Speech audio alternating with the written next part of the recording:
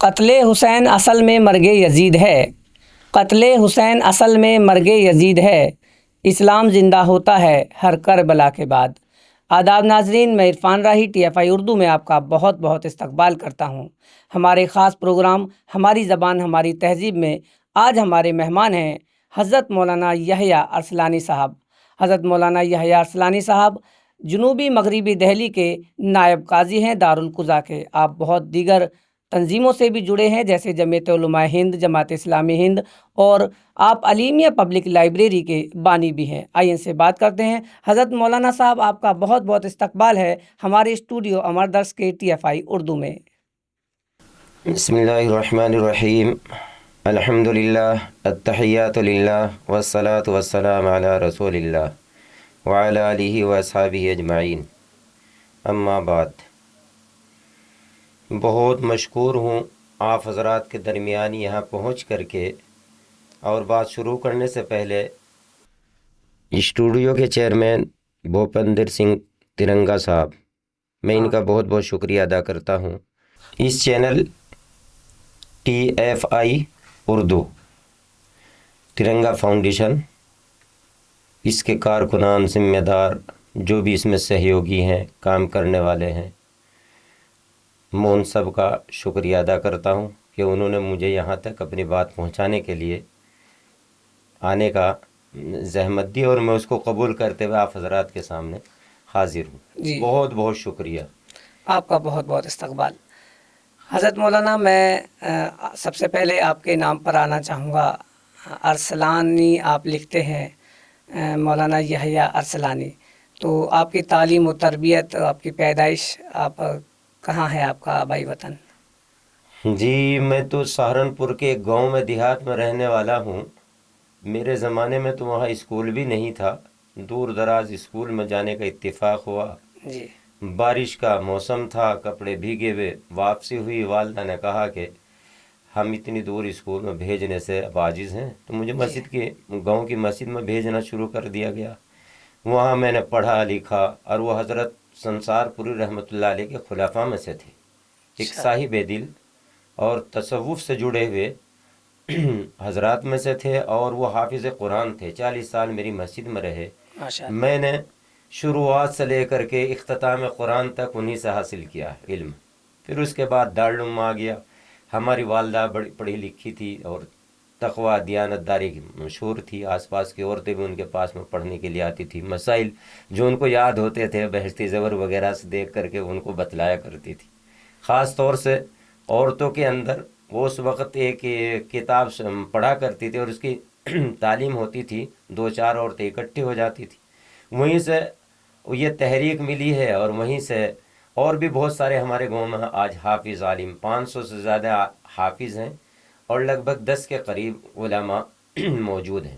جی، بہت وہاں سے پھر دارالعلوم کے اندر آنا ہوا۔ چھٹمل پور کے اندر ایک مدرسہ ہے، کاشف العلوم چھٹمل پور، جی، وہاں اس سے فارسی سے لے کر کے عربی ہفتم تک وہاں رہنے کا اتفاق ہوا۔ قریب 8 سال تک وہاں میں رہا ہوں، پڑھا ہوں۔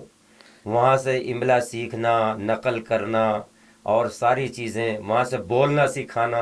ہفتے ہفتے ایک دن پروگرام ہوتا تھا کہ وہ بچوں کے درمیان کھڑا کر کے سکھاتے تھے کہ اس انداز سے، اس اسٹائل سے یہ انداز ہوگا آپ کا، یہ اس طریقے سے آپ اپنی بات کو رکھ سکیں گے۔ جی، اس وقت جب وہاں پہنچنے کا اتفاق ہوا، ہمارے استاد محترم نے جگر مراد آبادی کا یہ شعر پڑھتے ہوئے بولا، ساتھی نے کہا جنہوں نے یہاں غلطی کر دی ہے، انہوں نے یہ شعر پڑھتے ہوئے کہا کہ شرما گئے، لجا گئے، دامن چھڑا گئے، اے عشق مرحبا وہ یہاں تک آ تو گئے۔ یعنی اس اسٹیج تک پہنچ گئے، یہی بہت غنیمت بات، اس کی غنیمت کی بات۔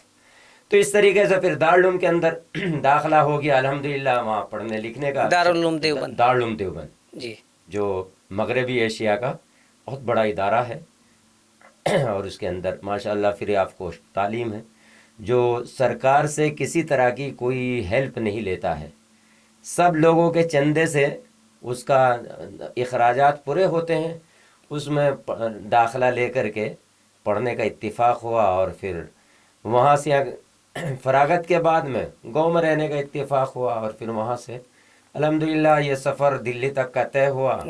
حضرت مفتی مظفر حسین صاحب رحمۃ اللہ علیہ کی خدمت میں بیٹھا ہوا تھا. جعفر آباد کے ایک شخص تھے صاحب نسبت، علماء میں سے ہمارے سہارنپور میں گزرے ہیں، جن سے اہل علم بڑے متفق تھے اور حضرت انتہائی ہمدرد تھے. ان کے پاس میں بیٹھا ہوا ایک شخص نے مجھے جعفر آباد میں آنے کی دعوت دی. وہاں آیا، وہاں سے پھر آپ کے کمل پارک میں جی جی 10 اگست 2002 میں 10 اگست 2002 میں یہاں اس مسجد میں آیا تھا. الحمدللہ ابھی آپ کے سامنے ہوں، اور میری عمر اس وقت 28-29 سال تھی. 1973 کی میری پیدائش ہے. تو یہ سفر اتنا یہاں تک ہے، اور اس وقت کمل پارک سے آپ حضرات کے درمیان بیٹھا ہوں. جی بالکل. 22 سال کا جو وقفہ ہے وہ بہت بڑا ہے ایک امام کی حیثیت سے. اور حضرت مولانا دارالعلوم دیوبند کی بات کی آپ نے، ایک تاریخی مدرسہ ہے، بہت پرانا اس کا اپنا اتہاس ہے، تو اس کے بارے میں کچھ؟ اس کے بارے میں یہ کہنا چاہتا ہوں کہ دارالعلوم نے جنگ آزادی میں جتنے مجاہد دیے اتنی کسی اور تنظیم نے دیے ہی نہیں. جی سب سے زیادہ اگر مجاہد آزادی دیے ہیں تو وہ دارالعلوم دیوبند نے دیے ہیں.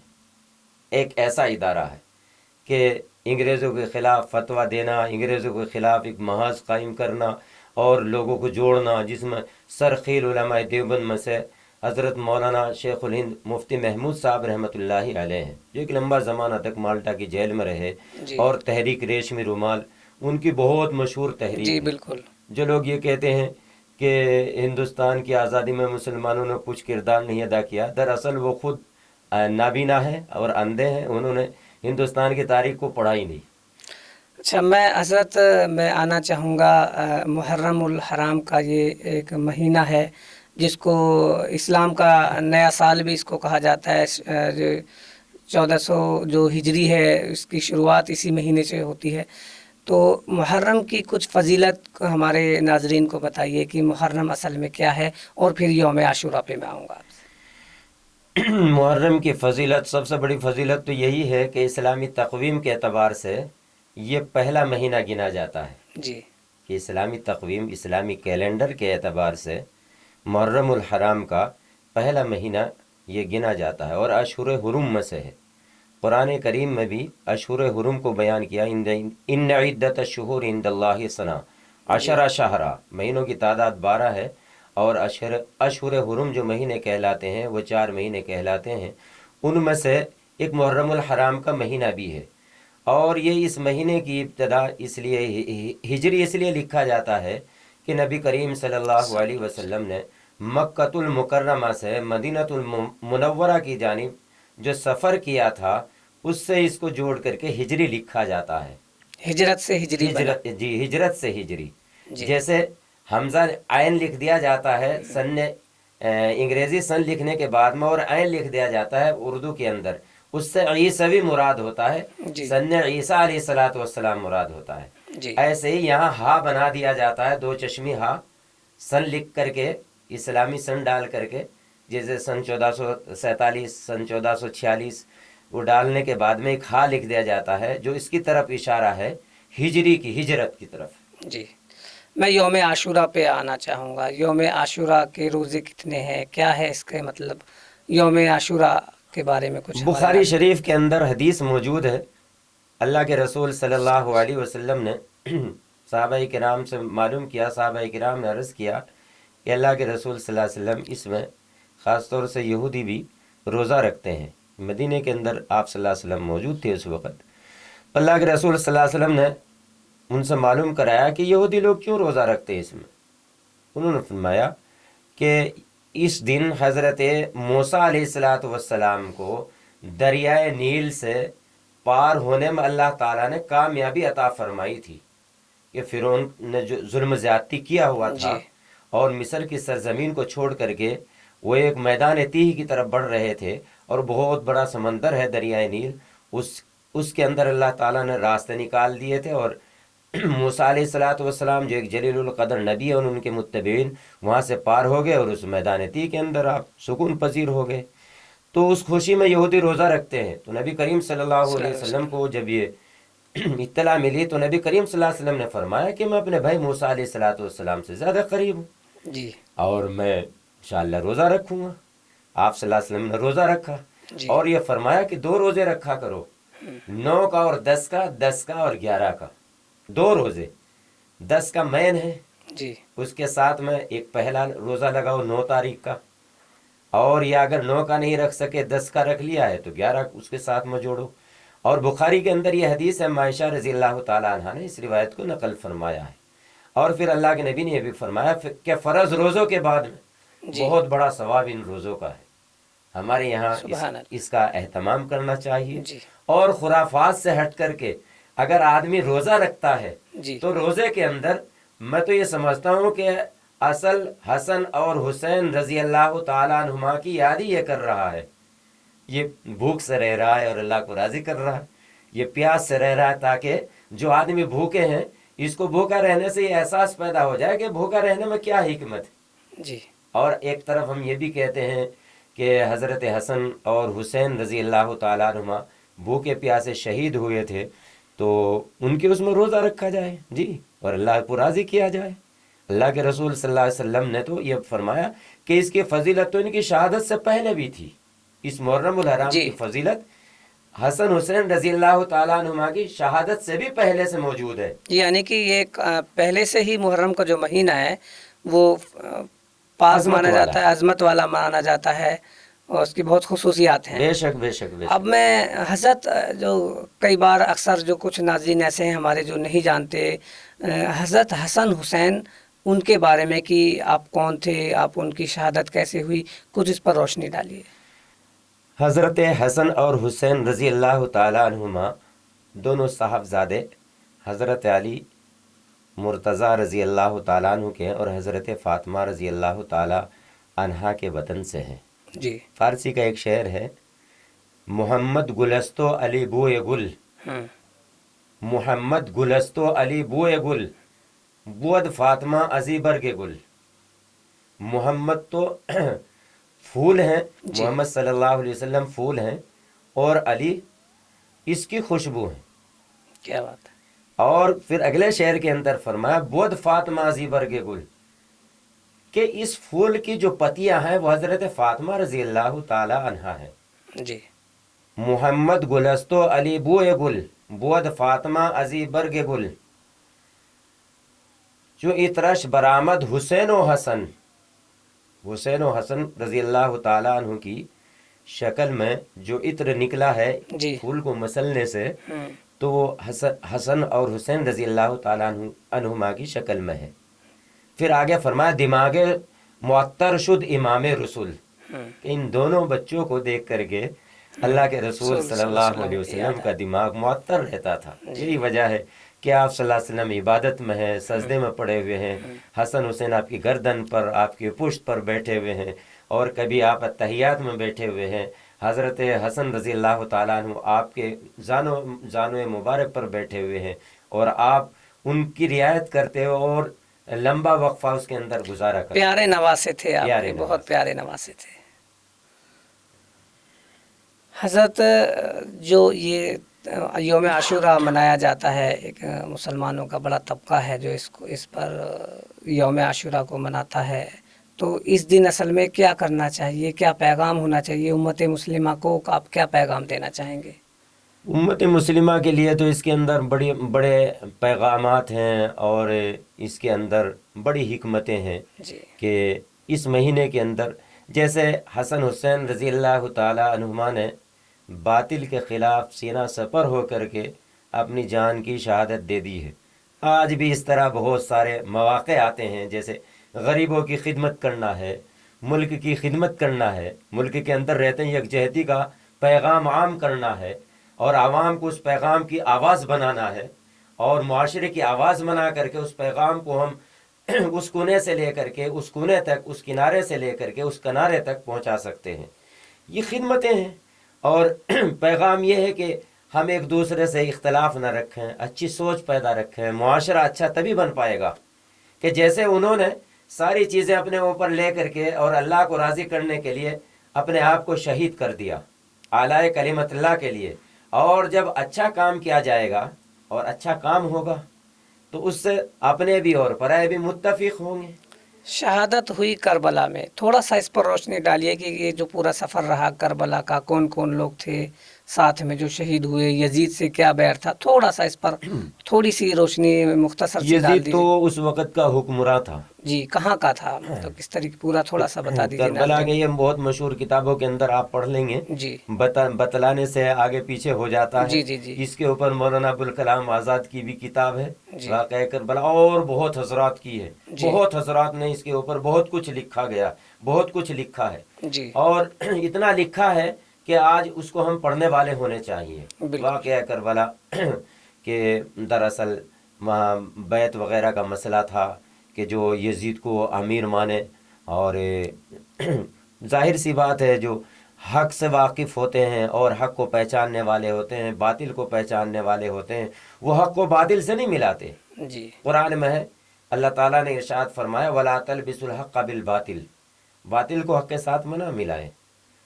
حضرت حسن اور حسین رضی اللہ تعالیٰ عنہما اور ان کے ساتھ ایک جماعت تھی جو بادشاہ وقت کی ان چیزوں کو اجاگر کر رہی تھی کہ آپ حق پر نہیں ہیں۔ جی تو وہاں پہنچ کر کے یہ ظاہر سی بات ہے کہ جب آمنا سامنا باطل کا اور حق کا ہو جائے گا تو وہاں گھمسان ہونا یقینی بات ہے۔ جی یہی واقعہ کچھ وہاں بھی ہوا ہے، اور حسن حسین رضی اللہ تعالیٰ عنہما کے ساتھ میں بھی ان کے چہیتے اور ان کے چاہنے والے بہت احباب ساتھ میں تھے، اور چونکہ وہ تو حکمراں تھا یزید، جی اس کے ساتھ میں تو اس کی فوج بھی تھی جی اور اس کے چاہنے والے بھی تھے۔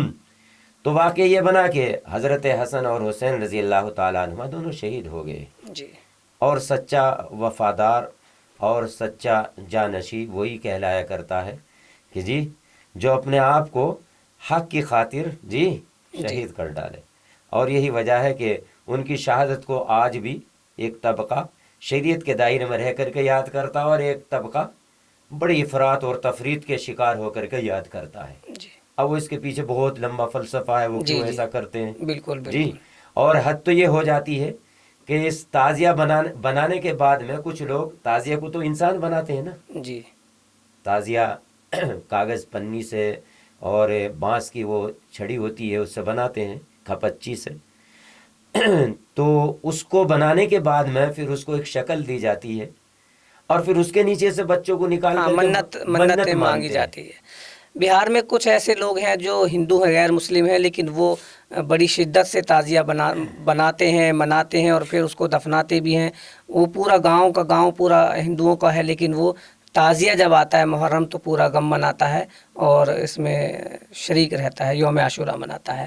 بہرحال میں آگے بڑھنا چاہوں گا، آپ علیمیہ پبلک لائبریری جو آپ نے بنائی، اس میں کچھ کتابیں ہندی کی ہیں، کچھ سنسکرت کی ہیں، فارسی کی ہیں، عربی کی ہیں، کچھ اس کے بارے میں بتائیے، آپ نے لائبریری بنانے کا کیوں سوچا؟ پہلے سوال کا جواب باقی رہ گیا تھا، جی ایک شک باقی رہ گئی تھی۔ قرآن کریم میں سورہ صافات ایک سورت ہے، سورہ یاسین شریف کے بعد میں، جی اس میں ایک آیت ہے اتعبدون ما تنحتون، ہوں کیا جس کو ہم اپنے ہاتھوں سے بناتے ہیں کیا ہم اس کی عبادت کرتے ہیں؟ دیکھیے تعظیم صرف یہی نہیں کہ اس کی عبادت کی جائے، جی تعظیم یہ ہے کہ جو اس کو مقام دے دیا جائے جو الہ کا ہے، معبود کا ہے، جی اس کو وہ سمجھ کر کے مقام دے دیا جائے۔ اور یہاں پر یہ مانا جا رہا ہے کہ ہم اپنے بچے کو اس کے نیچے سے نکالیں گے، شفا ہو جائے گا، اس کا مقدر کھل جائے گا۔ یہ کام تو اس مالک کے اور اس الہ کے ہیں جس نے جو اس سرشٹی کا شرشتہ ہے، جس جی نے اس کائنات کو بنایا ہے، اس مخلوق کا خالق ہے، یہ تو اس کا کام ہے۔ لیکن اگر وہی چیز اپنے ہاتھ سے بنائی ہوئی چیزوں کے اندر رکھیں گے تو یہ تو ایک بہت بڑا گناہ ہے اور شرک عظیم کہلایا ہے قرآن کریم کے اندر۔ اس سے ہر انسان کو، ہر انسانیت کو، پوری مخلوق کو بچنا چاہیے۔ اللہ تبارک و تعالی حفاظت فرمائے۔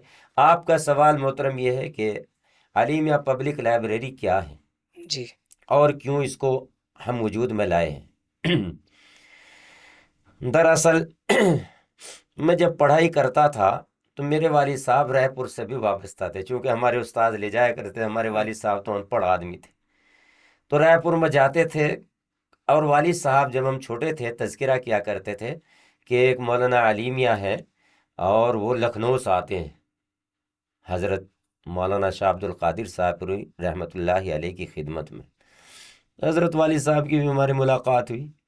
ملاقات ہونے کے بعد میں تو دل میں یہ داعیہ تھا کہ ہمارے والد صاحب جس انداز سے ان کا نام لیتے تھے کہ ہم ان کے نام پر کچھ کریں، کیونکہ ہمارے بڑوں نے اتنے ادب و احترام کے ساتھ میں نام لیا ان کا، تو ہم یہ اندازہ ہوا کہ وہ کوئی مقبول ترین شخصیت تھی. جب ہم نے آنکھیں کھولی 1999 میں، بہت سارے مقامات پر ایسا ہے کہ انہوں نے اپنے اس ملک ہندوستان کی نمائندگی باہر ممالک میں بڑے اچھے انداز سے کی حضرت نے.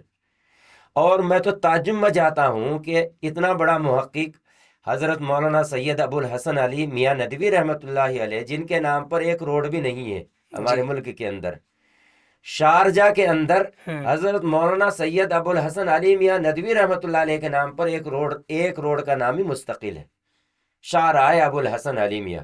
کیا بات. اور ہندوستان میں اتنا بڑا محقق پیدا ہوتا ہے جو آکسفورڈ لندن یونیورسٹی کا بھی صدارت کرتا ہے، اور بہت ساری تنظیموں کا، رابطہ العالم الاسلامی کا ہندوستان سے صدارت فرماتے ہیں. اور سب سے بڑا اعزاز حضرت کو یہ دیا گیا ان کی زندگی کے اندر کہ کعبۃ اللہ کی چابی دے کر کے ان سے کعبۃ اللہ کے دروازے کو کھلوایا گیا. اور سب سے بڑا اعزاز یہ دیا گیا حکومت سعودیہ کی طرف سے کہ آپ کو شاہ فیصل ایوارڈ بھی سے بھی نوازا گیا. لیکن حضرت کبھی خود نہیں گئے ایوارڈ کو لینے کے لیے. مولانا علی میاں نمبر تعمیر حیات ہے، اس کے اندر بڑی اچھی اچھی چیزیں اس میں دی گئی ہیں. تو یہ ایک بہت بڑے محقق گزرے ہیں، ایک بہت بڑے عالم دین گزرے ہیں، جو عربی بھی، انگلش بھی، اردو بھی، جن کی اکثر زبانوں کے اندر کتابیں ہیں. اور ان کے نام پر جب ہم نے ان کو سمجھا حضرت کو، تو دل کے اندر داعیہ پیدا ہوا کہ ایک ایسے محقق کے نام کو کتابی دنیا میں متعارف کرایا جائے. الحمدللہ حضرت کی بہت ساری کتابیں ہمارے پاس میں ہیں، اور حضرت سے فکری اعتبار سے ہم جڑے ہیں. جبکہ میں تو دارالعلوم دیوبند کا فاضل ہوں، اور مفکر اسلام دارالعلوم ندوۃ العلماء کے معتمم تھے اور ذمہ دار تھے. لیکن ندوۃ العلماء کی باہر دوسرے ممالک میں حضرت نے بڑی نمائندگی فرمائی ہے. اللہ تعالیٰ حضرت والا کو غریق رحمت فرمائے. آمین. کون کون سی کتابیں آپ نے پھر علیمیہ لائبریری میں آپ نے رکھی؟ حضرت مفکر اسلام رحمۃ اللہ علیہ کی کتاب ہے، ان کی کاروان زندگی ہے، اور اسلامی دنیا پر عروج زوال کا اثر، اور اس طرح کی اور حضرت کی بہت ساری کتابیں ہیں. تو وہ ہیں، اور دیگر اکابرین کی کتابیں ہیں. قرآن کریم کی تفسیر ہے. برادران وطن کا ہمارے یہاں وید بھی ہے، چاروں وید ہیں، چونکہ برادران وطن میں وید کے انواد دو لوگوں کے ملتے ہیں. ایک دیانند سرسوتی جی کا ہے، اور دوسرا جو اس کا انواد ہے وہ شری رام آچاریہ کا ہے، جس کو سناتن دھرمی مانتے ہیں. میرے پاس میں شری رام آچاریہ جی کا انواد ہے. اور اس کے بعد میں صادق صاحب جیونی ہے، اور پرانوں میں یہ بھاگوت مہا پران ہے، کل کی اوتار ہے.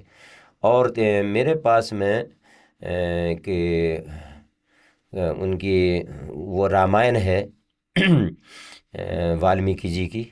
اور سوال یہ ہے کہ 100 سال پرانا والمیکی رامائن کا اردو ترجمہ بھی میری لائبریری میں موجود ہے. کیا بات ہے. 100 سال پرانا جو اردو ترجمہ تھا والمیکی لائبریری اس کا رامائن کا، وہ میرے پاس میں موجود ہے. اس کی ایک کاپی بہت پرانا ہو گیا ہے. کوشش کرتا ہوں کہ اس کو لیپ ٹاپ پر بیٹھ کر کے اس کو تجدید کروں اور اس کو ٹائپ کرتا رہوں جو وقت مل پاتا ہے. اور تقابل ادیان پر اور بہت ساری کتابیں ہیں، سکھ دھرم کے اوپر ہیں. کچھ مولانا ابوالکلام آزاد صاحب کا بھی یہی کچھ کوششیں کاوشیں رہتی تھیں. ان کا بھی اسی وجہ سے وہ پہلے شکشا منتری، یعنی کہ مطلب وزیر تعلیم رہے ہندوستان کے، first education minister of India Maulana Abul Kalam Azad. وہ بھی کتابوں سے جڑے رہے، کتابوں ان کا اخبار بھی تھا، اور بھی انہوں نے کافی اس میں مطلب اردو اور کتابوں کے لیے وہ ایک قسم سے وقف تھے. ان کی جو شخصیت تھی، کچھ ان کے بارے میں مولانا ابوالکلام آزاد رحمۃ اللہ علیہ تو بہت بڑے لوگوں میں سے تھے. وہ چھوٹا سا آدمی کیا ان کی چیزیں بتلا پائے گا اور کیا ان کی تحریکات کو بتلا پائے گا. بس یہ ہے کہ جو کتابوں میں پڑھ لیا. وہ تو بہت اچھے محقق بھی تھے اور مؤدب بھی تھے. جی مؤدب بھی بڑے اچھے الفاظ القاف سے جی اپنے قلم کو تحریک دیا کرتے تھے، حرکت دیا کرتے تھے. بڑے اچھے اچھے ان کے مضامین ہیں. غبار خاطر اس کو آپ دیکھیں گے. جی اور انڈیا مینس فریڈم حضرتی کی کتاب جی ہے جی، جی ملک کی آزادی کے اوپر جو انہوں بالکل نے لکھا، کتنے اچھے انداز سے لکھا بہت ہے. اچھا. اور اس کا اردو بھی آ گیا ہے، انڈیا مینس فریڈم کا. جی انگلش میں تھی وہ، تو انگلش، عربی، اردو اور دیگر زبانوں کے مؤدب بھی تھے. بڑا اچھا ادب اور بڑا اچھا اس کے اندر الفاظ استعمال کیا کرتے تھے. وہ تو بہت بڑے لوگوں میں سے تھے. اور پھر سیاست نے وہ سونے پر سہاگے کا کام کیا. کہیں کسی کی اس کا ماہنامے کا اداریہ لکھ رہے ہیں آپ، کہیں کسی کتاب کا آپ تقریض لکھ رہے ہیں، مقدمہ لکھ رہے ہیں، اور دوسری طرف آپ کتاب کو تصنیف کر رہے ہیں. میں تو صرف ایک چیز بتاتا ہوں کہ جو عام لوگوں کے لیے بھی اس میں ایک سبق ہے، اور ہمارے لیے چھوٹوں کے لیے بھی اس میں ایک سبق ہے. ایک مرتبہ وائسرائے کے ساتھ میں ایک شخص ان کا ترجمان بن کر کے ابوالکلام آزاد رحمۃ اللہ علیہ کے دولت خانے پر حاضر ہوتا ہے. اور وہ وائسرائے ان کی سوانح کے اندر یہ واقعہ لکھا ہوا ہے. وہ انگلش میں بات کرتے ہیں. مولانا ابوالکلام آزاد رحمۃ اللہ علیہ اپنے گھر پر ہیں، اور آپ اس کی انگلش کو سن کر کے جو اس کا ترجمہ کرتا ہے اس کی اصلاح کرتے ہیں کہ اس کا ترجمہ یہ ہوگا اصل. اچھا. اور پھر اس کو اردو میں آپ سمجھاتے ہیں کہ میری طرف سے یہ ان کو جواب دیجئے. تو جب آپ بار بار جو اس کا درست ترجمان کرے بنا رہے. ہوا تھا جی وائسرائے کا، اب اس کو غصہ آ گیا، چونکہ کہ میں جو بتلا رہا ہوں اس کے اندر غلطیاں نکل رہی ہیں میری، جی اور مولانا ابوالکلام آزاد رحمۃ اللہ غلطیاں نکال رہے ہیں. جی تو وہ کہنے لگا کہ پھر حضرت آپ خود ہی کیوں نہیں اس کو سمجھا دیتے؟ جی آپ انگلش بھی جانتے ہیں، دوسری زبانیں بھی جانتے ہیں، کہ میں تو آپ سے خوب واقف ہوں. تو مولانا ابوالکلام آزاد رحمۃ اللہ علیہ نے جو جواب دیا وہ آب زر سے لکھنے کے قابل ہے. یہ فرمایا کہ آپ کتنی دور سے چل کر کے میرے دولت قدے پر آئے ہیں؟ جی کہا کہ کئی 100 کلومیٹر ہے. کیا آپ اپنا کلچر، اپنی زبان، اپنی تہذیب، اپنی ثقافت لے کر کے میرے دولت قدے پر آ رہے ہیں، اور میں اپنے گھر پر رہتے ہوئے اپنے کلچر، اپنی زبان، اپنی تہذیب کو چھوڑ دوں؟ کیا بات ہے، کتنی بڑی بات. تو وہ تو اتنے بڑے لوگوں میں سے تھے، اور یہی وجہ ہے کہ ان کے اندر ایسے ایسے گن، ایسے ایسی خوبیاں جو ان کے اندر دوسروں سے ممتاز تھی اور ان کو ممتاز کرتی تھی. جی یہی وجہ ہے کہ ایسے شخص کو آزاد ہندوستان کا پہلا وزیر تعلیم بنایا گیا. بالکل. اور بہت اصلاحات انہوں نے کی اپنی قابلیت سے، بہت اصلاحات انہوں نے یہاں کے نصاب تعلیم میں کی ہے. اور ایسے آدمی کو رہنا بھی چاہیے. جی ان کے جو یوم پیدائش ہے، جو ان کا برتھ ڈے ہوتا ہے، اس کو شکشا دیوس، ایجوکیشن ڈے کے روپ میں منایا جاتا ہے بھارت میں. نہیں، میں تو یہ کہوں گا کہ اس میں ہماری حکومت بھی جی تھوڑا تنگ دامنی کا اظہار کرتی ہے. جی اتنا بڑا محقق اور اتنا بڑا قلم کار اور ایجوکیشن منسٹر رہنے کے بعد میں بھی اس کو تعلیمی دیوس کے موقع سے بھلا دیا جاتا ہے، جی بلا دیا جاتا ہے، جبکہ یاد رکھا جانا چاہیے. بالکل. انہوں نے جو اصلاحات کی ہیں، جو تبدیلی کی ہے، اس کو بھی بیان کرنا چاہیے، بالکل. تاکہ ان کی شخصیت اور نکھر کر کے آئے. اصل میں تب سے زبان پر اور اس پر ہم نے اس کو یہ دھرم کے مذہب کے خانوں میں بانٹ دیا نا، یہ زبان ان کی ہے، یہ زبان ان کی ہے، تب سے یہ سب ہے. کیا اگر میں پنجابی بولنے لگ جاؤں تو میں مسلمان نہیں رہنے کا؟ جی بالکل، کیا نہیں. اور اگر کوئی پنجابی جانتا وہ اردو بولنے لگ جائے تو وہ نہیں رہ پانے کا جو وہ پہلے سے پنجابی جانتا تھا. صحیح ارے بات ہے. زبان تو ان کی ہے جو اس کا استعمال کر لیں، جی بالکل. جو اس کا استعمال کر لیں. زبان کو مذہب سے نہیں مذہب جوڑنا. سے نہیں جوڑنا چاہیے، بالکل. تہذیب سے، کلچر سے جوڑنا چاہیے. جی اور تعلیم تو کہیں بھی آ سکتی ہے. جی جی بالکل بالکل. اور میں آپ کے سامنے اگر کہوں کہ میں پنجابی میں ایک شعر کہوں تو کیا میں مسلمان نہیں رہنے کا؟ بالکل. تصوف کا ہے، جی جھل مل بسیار دنیا فانی. ہوں. تصوف کا شعر ہے. جی گرو جی نے فرمایا جھل مل بسیار دنیا فانی، قالوب عقل گور نہ مانی. کہ دنیا فنا ہونے والی ہے، قل متاع دنیا قلیل کہ دنیا ختم ہو جائے گی، اس کے فائدے تھوڑے ہیں، بالکل اور آدمی کو ہمیشہ کہاں رہنا ہے بالکل جی۔ اور گرو جی نے فرمایا دن دا دے لیندے تھک پا جگا جگا اندر کھائی کھا۔ جی عام ان کے جو ماننے والے اس شعر کو پڑھتے ہیں، کیا میں اگر فارسی میں پڑھوں تو میں مسلمان نہیں رہ پانے کا جی؟ فارسی کے اندر یہ فرمایا ہے، شیخ سعدی رحمۃ اللہ علیہ بہت بڑے اسکالرس گزرے جی ہیں، ہاں، پبلک گزرے فارسی زبان فارسی زبان کے، وہ فرماتے ہیں تأمل در آئینہ دل کو نی، ہوں، تأمل در آئینہ دل کو نی، جی صفائی بھی تدریج حاصل کو نی۔ اپنے بالکل دل کے اندر غور و فکر کرو اور دھیرے دھیرے صفائی کرو۔ بالکل آج ہمارے سماج میں مسئلہ کیا ہے کہ ہم جسمانی بیماریوں کا تو علاج کراتے ہیں، جی لیکن روحانی بیماریوں کا علاج نہیں کراتے۔ ہوں، اور جب آدمی ایک کتابوں کی للک سے جڑ جائے گا تو اس کو بہت سارے رائٹروں کی اور بہت سارے مصنفین کی کتابیں اس کے زیر بحث آئیں گی، بالکل زیر مطالعہ آئیں گی، اور کسی نے اپنے افکار کو کس انداز سے پیش کیا ہے، کسی نے اپنے افکار کو کس انداز میں پیش کیا ہے، تو وہ جب کتابیں پڑھے گا تو اس کے اندر بھی وہ فکریں پیدا ہوں گی۔ بالکل اور کتابوں کی بھوک اور للک، آج تو موبائل یہ سب اس کی جگہ لیتا جا رہا ہے کہ ہمارا نوجوان طبقہ کتابی دنیا سے ہٹتا جا رہا ہے۔ حالانکہ کتاب کے اندر جو چیز پڑھی جاتی ہے، میرا ماننا یہ ہے کہ ابھی بھی اس کی روح ذہن کے اندر باقی رہتی ہے کتاب کی، بے شک اور اس کی عبارتیں یاد ہو جاتی ہیں۔ بالکل کیونکہ بعض کتابیں ایسی ہیں کہ میں خرید نہیں پاتا ہوں، کتب خانوں سے آن لائن منگوا کر کے ان کو دیکھتا ہوں تو اس کی کچھ چیزیں لکھتا تو ہوں، جی لیکن وہ مزیداری نہیں آتی ہے، بالکل، وہ مزیداری نہیں آتی ہے جو کتابی شکل جو میں کتابی شکل میں ہونے سے رہتی بالکل ہے۔ اسی لیے فرمایا عربی کا شعر ہے، وہ جی خیر و جلیسن فی الزمانی کتابو، ہوں، زمانے کا بہترین دوست اچھی کتابیں اچھی ہیں۔ کتاب ہے، بہت شکریہ۔ تو یہ تھے ناظرین مولانا یحییٰ ارسلانی صاحب، انہوں نے ہم سے بات کی، ہم ان کے بہت بہت شکر گزار ہیں۔ ٹی ایف آئی اردو میں آپ تشریف لائے اور اسٹوڈیو عمر درس کے لیے آپ کا پوڈ کاسٹ ہوا۔ میں پھر آئندہ کسی ایسی ہی شخصیت سے آپ کی ملاقات کراؤں گا، تب تک کے لیے مجھے اجازت دیجیے۔ دیکھتے رہیے ٹی ایف آئی اردو۔